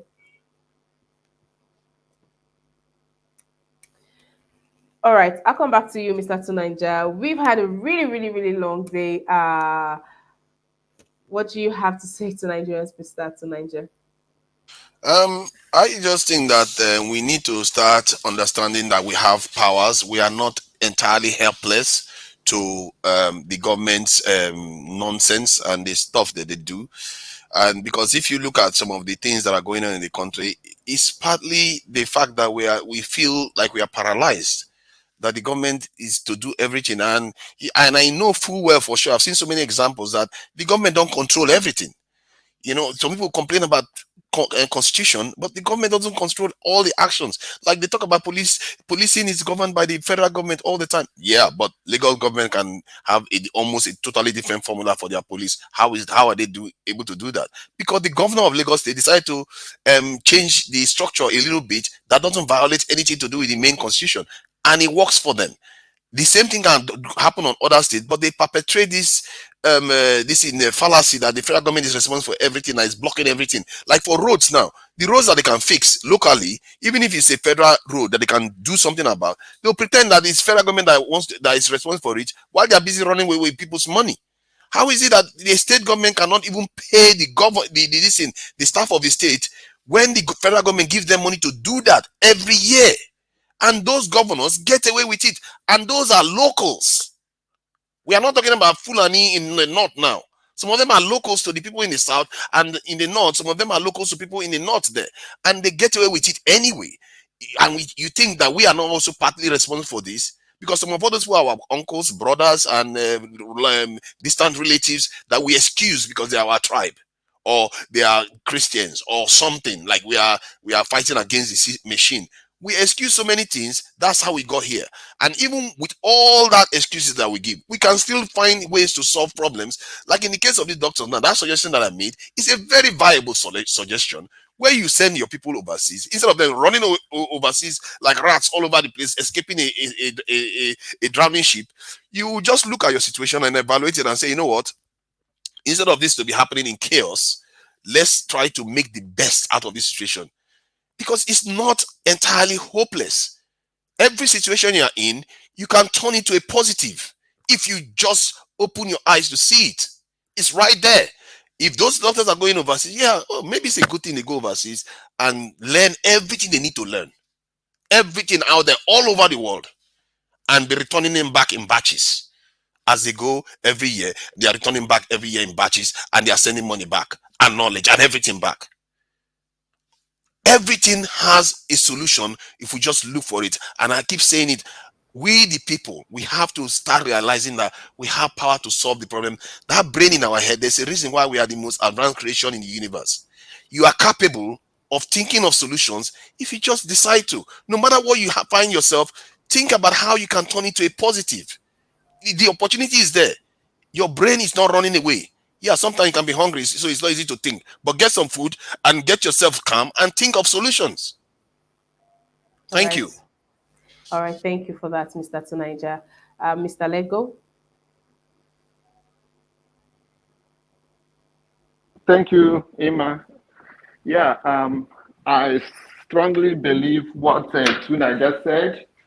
Yeah, because of our government doesn't do the right thing, all the sectors in Nigeria now use that opportunity to commit evil. All the departments, they use the weakness of the government over time for their own advantage. And that is what brought us where we are today. Tunaija, you are completely correct. And that is why the genuine nurses and doctors are moving overseas.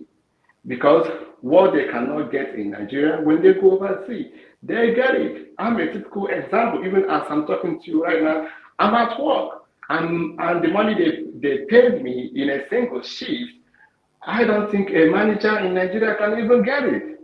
A manager in the top bank cannot get it. So that is why a lot of people are moving abroad. And Nigerian doctors and nurses, they are so intelligent, they are so smart. When you see them overseas, you will be asking yourself, did you school in overseas? And they will tell you no. They just came here and update themselves and fit into the system.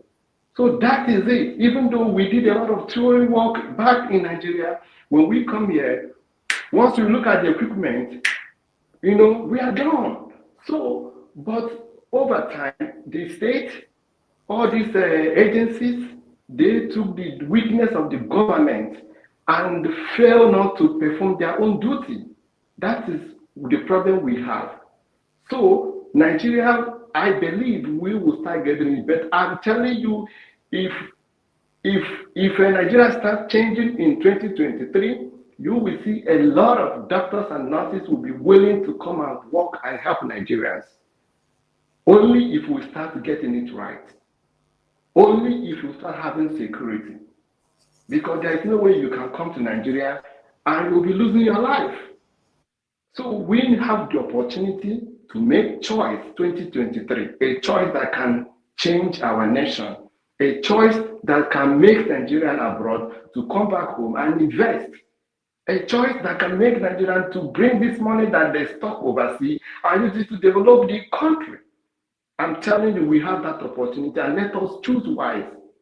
Let us choose the right candidate that will stand and speak and that we can hold accountable. Because in the Buhari going to 80s regime, nobody has been held accountable.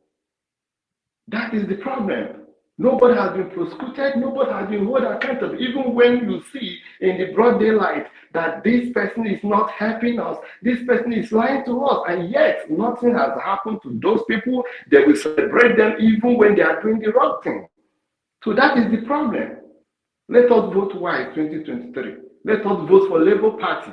This is the party I see that we can cry for, we get help. The other parties, we can't get help from them. We can't even see them. We can't even talk when they go into power. Thank you. Yes. Guys, that being said, please let's do the needful by liking this broadcast. The likes and broadcast doesn't even tally with the number of viewership right now. So, guys, let's do the needful. Abi, is it APC and PDP that is watching me right now? Why are you guys all doing the needful? Because we know so now these people now then get eyes, but they know they see what's in they happen for country. I'll move to the next person, Mr. Kennedy. Yes, thank you very much. Thank you, my brothers, all the panelists and people listening. Well, I just want to make it short. Like I always said, the buck stops on the president's table.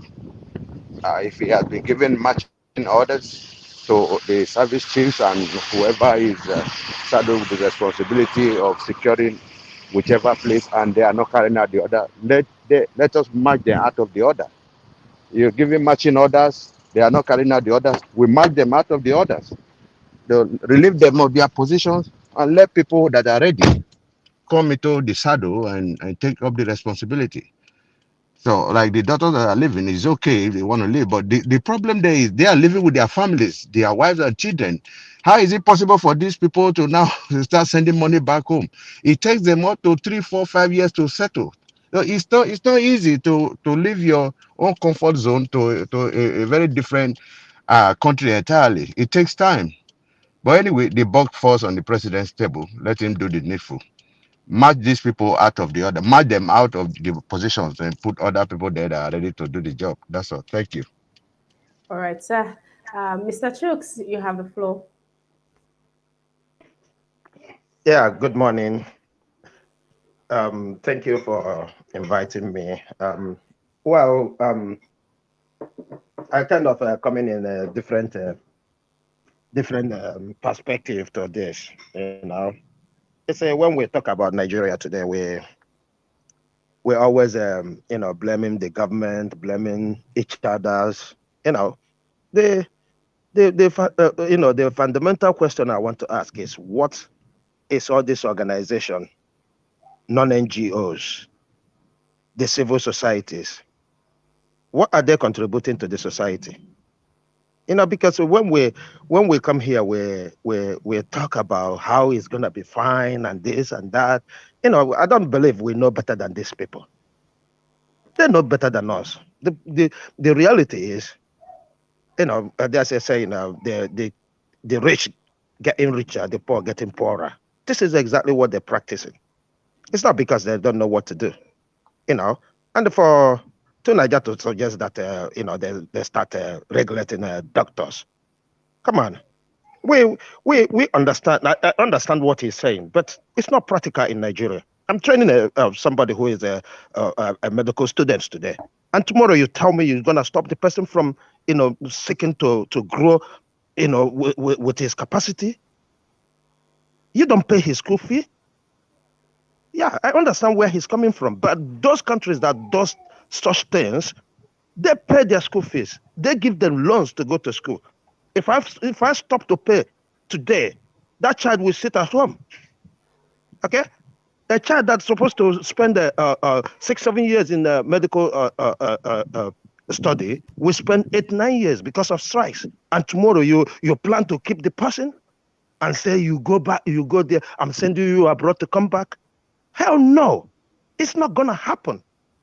I don't subscribe to people, you know, the politicians, the big men. They spoil the country, and they wanna use the poor masses to experiment, you know, bringing back the country. No, we're not gonna allow that. We know how it started. Okay, we're gonna start from voting them out. When we vote them out, when we get there to work, we work as it's gonna benefit everybody. I don't subscribe to, you know, punishing people after Can I just suffering. ask you specific questions? I just want to Okay. understand where you're coming from. Just quick questions. So, if you are a training doctor now that has been educated by the Nigerian state, and then you want to travel overseas, and Sorry, let's say they have it. it's not educated by the Nigerian state. You paid for it. Sorry. Okay, let's say you paid for yourself, and you are part. Rephrase that, Okay, please. I just rephrased it. I said, let's say you paid for it, and you are part of the organization that does this that wanted to go on strike, and they come to you and say, you know what, we are going to select people every year that we will sponsor to go overseas because we have organizations that are liaising with these overseas healthcare centers. So Yeah. they will say they will sponsor you there. But when you go there, you are going to be sending some funds back to them. Then you are going to Yeah. make commitment to come back to your own country to also Yeah. help contribute to the country. Would you have any issues with that? Yeah, I will have. Why would you And have I'll issues with explain why I will have issue with that. Okay. Okay. In the first place, yeah, I don't need them to go. No doctor needs them to go out. You have all channels to go. So if you're going through them, fair enough. They can give you the condition, but you don't need them to go to anywhere to practice. You know. So what I'm saying is this. You know, because it's not fair on the poor masses. Like I said, if I stop paying for that child today, that child stops. Period. And nobody will care. I understand where you're coming from because Hold on. Did you say that doctors can leave the country anytime they see fit? Because Yeah. many doctors can't. They can't leave. They don't have the money to leave. It costs a lot of money to leave the country. That's what I'm 10,000. saying. Can you afford $10,000? And when you go to that country, you have to be legal to It function. depends. If you're a doctor, I mean, I don't want to argue this because where I am today, I know how doctors come. It's all about, like you said, your finance. If you're up to it, you know. Yeah. But if somebody wants to sponsor you and they want to encourage you to come and help your own country, you would choose not to. Well, like I said, yeah, it's when we talk about this, you don't listen. When the victims are crying, right? You have to be on the side of the victims. I'm on your side now. I'm on your side. I'm saying they want to help you go overseas so you go and make money for yourself. At the same time, also able to contribute to your country. Is that something you have a problem with?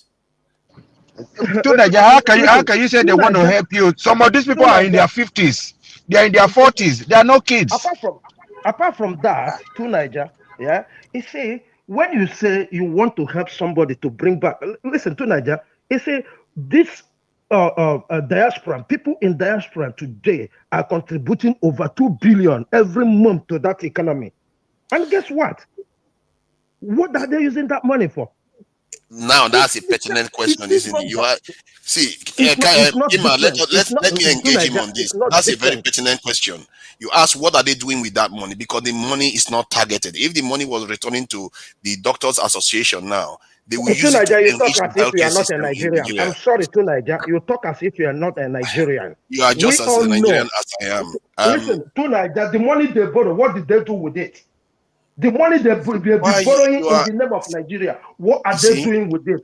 To Niger, you are getting distracted. Listen, I said, yeah, if we want to make our country better, we need to give justice to where it belongs. Okay, you don't just come and say, "Oh, let's forget about this and do this." It's not gonna work, to Niger. I am telling you, doing this. See what you are saying. To Niger, allow him to finish now. Allow him to finish. When you were talking, come on, man, he's finished. We are talking together. Mr. Chooks, please wrap up, please. Okay, so it's saying this, it's hard. Like I am with the movements which we want to bring back our country. But I'm not suggesting that we treat people more bad to make it right for some people. No, what we're gonna do is let us go out there, vote these people out, then put pressure on these people. Let them do things the right way. Not if they go and borrow money, they come and they spend it the way they want. And when you ask them, they say it's their style. Nobody can ask them question. Like this suggestion. I'm not saying his suggestion is bad, but he can only thrive in a same society, not like society like ours. Society like ours, we need to fight the fundamental thing that has been killing us, which is corruption, which is these people. Can we not even talk about banning these people from training their children abroad? See, Ima, let me engage this guy one-on-one, because this is an important debate we are having here. Because what is happening here is that we are focusing on the leaders when I actually said we can lead our own solutions too. And you can't make the perfect the enemy of the good. We've been doing the same thing that you are recommending right now for the last how many decades? When you are doing something and it's not yielding results, maybe you want to think of other ways that you actually get results, because our people are suffering in the meantime. There is nothing wrong to organize this organization that keep talking about strikes to send their own people overseas and say, go and learn and send some funds back so that we here can also enrich our people here. Because people that are sick that come to hospital right now in Umuahia, in Lagos, they don't care where the treatment is coming from. They care that they get good treatment.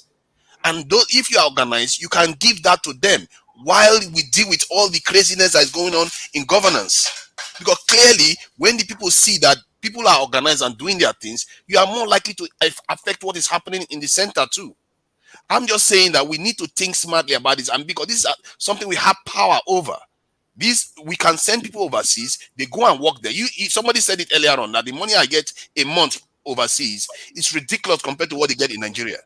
It means that we can send people overseas deliberately to go and learn and transfer funds back for themselves and for the organizations to enrich the Nigerian state itself. And I'm not inventing something new. The Chinese government did something similar, but I'm saying the organizations themselves have the power to do it. Because if market women can gather money together and give to one person in that meeting, how can we as so-called professors and highly educated doctors come with some kind of smart solution to this? I see it's very clear. It can be done. Thank you. And if you have something against it, I'm not against you going after the federal government. I'm saying those people that are on the ground dying today, there are people that don't go to hospital because they are afraid of the bill and they die at home. That needs to be taken care of. Our people are suffering in the meantime while we are crying to federal government. They are not there to save us. We have to save ourselves at this time. And that's why I said we have the brain in our head. Let's start using them to solve our problems for ourselves. Then when it comes to going after the federal government, well, our people are not dying in droves because of bad healthcare, then we can go after the federal government with a clear head. I'm not against you. This problem is too much. When I look at Mr. Chooks? Yeah. Please, newspaper review is just for 10 a.m. to 11 a.m. We are long overdue to have ended this broadcast. So you see, conversations like this, discussions like this are best happens in the evening. So I enjoy you guys to please tune in by 5 p.m. Nigerian time, Monday to Thursday for our discussions, 6 p.m. Nigerian time on Fridays for debates. So please, we'll continue this conversation in the evening. I'll show you that. Kachi will be right here to do the needful with this conversation so we can deliberate on all of this. As Tunaja rightly said, this is quite important. This is very important. This could fall on the decks of one or two persons who is in position or who has the power to influence all of these things. So please, come out in the evening and let's continue this conversation. There's only so much that we can take on this particular broadcast. So Mr. Chooks, please give a submission to Nigerians for just 10 seconds. Okay. Nigeria, I'm asking everybody to join the movement. Let's take back our country, because personally, I believe if we get one good leader, who is serious, because our problem is lack of seriousness. No matter whatever we organize, as long as we don't have that leadership quality that we take it forward, make sure things are done at the right time, we will never get anywhere. So I enjoin everybody to come out and help us get back our country so that we can come back naturally, like Tuna just said, and come and help our countries. We got so many great men outside. That's why it pains me. So we can come back and build our countries and leave the future for our children. Thank you. All right, Mr. Chooks, thank you. I think you're tuning into this broadcast for the first time. Yeah, for this The one, but in name the and evening, we're always yeah, in the evening. yeah, Yeah. yeah. I know my people so too well. The name and the voice. Please keep a date with me every morning, Nigerian time, Monday to Saturday for newspaper review.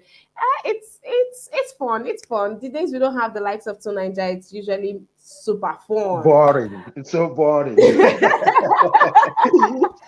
Mr. Tunisia, I'm so surprised you refused to take your swipe because that Yeah, I was know. for you.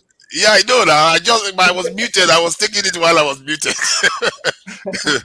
No, super All right. boring. Eh? All right.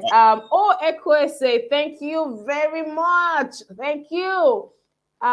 Thank you for supporting Niger Watch. Thank you. Thank you. God bless you. Thank you. Thank you. Thank you very much. I can't say thank you enough. I am grateful. The men, the women, how far? We are the women. You guys need to shake body. The men are showing much more love than you guys. Please, you guys should show them that what a man can do, a woman can do better. Thank you very much to Chidi Domike. Thank you very much, Doctor. Thank you. This will go a long way. Thank you. You guys, please endeavor to always support us by using the dollar sign to the right. As I always say, nothing is too small and nothing is too big, guys. Please support good, true, and unbiased journalism. It costs a lot. Please do so. Thank you. I do appreciate. Now to my amazing panelists, amazing panelists, those still here and those that has exited the screen already. Thank you for today. You made today worthwhile, and I am here because of each and every one of you, even those viewing. Thank you very much. And those in the comment section, you guys are always educating me on something, and I always look forward to you guys. And those watching, it looks like you are the one that are refusing to like and share. You guys are the ones that are always steering my mouth, but I mean, we'll always do this. Guys, please like this broadcast, share, invite someone, and support us. Thank you very, very much to each and every one of you here. I can't. To Niger, you want us to pay you? Okay, no problem. Drop your details to Niger. We'll do the needful. All right, my people. We've come to No, to the one guy was calling me an agent, that I'm a paid agent of the state. So I told him, pay me so that I can contribute to Niger Watch. So that's what I was harassing with. Oh yes, to Niger, Afana. I shouldn't have brought that up. No, I'm thinking about it. I have to be careful because sometimes I don't want to. I don't often share my details online. So that's often why. Yeah, you have things that you have to protect in the real world. So Have you tried to I don't know what you mean by you try to protect your details online. I show you that the payment method does not it's not displayed out here. It's just your username or something that gets to be displayed here. So we don't give out details. Yeah, it's just whatever username you're using to comment, to interact is what is shown here. That's all. As you see this person's name, that's all that gets to be seen. Even me, I don't get to know whoever has done. I don't get to know the real details or all of yeah, the how do you know names. I contribute? If my username will show, and Yeah. they can track the name to the source of the income, and I have Now, an account. I never track you since we just to Niger. Mr. Tinaja. Don't worry, I'll figure something out. Don't worry, All right. I'll get somebody to pay on my behalf or something like that. I'll figure something out. Thank you. No problem. Thank you. All right, All right. guys. I'll be right here tomorrow morning, 10 a.m. Nigerian time, bringing the headlines to you as I always do. Until I come your way again, guys, please let's do the needful by sensitizing people. Let's talk to them. Let's take trips to the market. Let people know. Now I'm talking to you that are here in Nigeria with me. Even beyond those abroad, you can also sensitize your people. Go out there, talk to these people who are not on the internet. Let them know the logo. Some of these people don't know it. I mean, they already know. I think one of the easiest way I saw that um use your fingerprint or the one that has human beings and not object. All right, guys, but we have to do the needful. We have to show these people what to do on that day. We have to talk to people. We have to no, we have to. You don't have to be a celebrity to influence. You don't have to. You just have to have good intentions. That's all it takes. And be intentional about it. All right, guys. Until I come your way again tomorrow, please stay safe. May God bless the Federal Republic of. May God bless the Federal Republic. And of God bless you, Emma.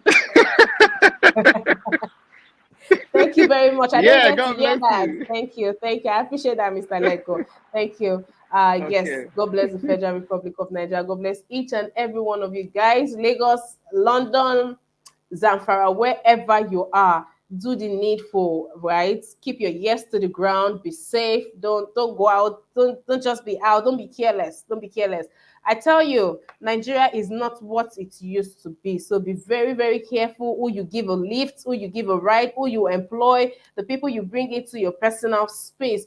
We have to be very, very careful of the things that we do even now. And protect your privacy. Unconfirmed story has it that people are being robbed.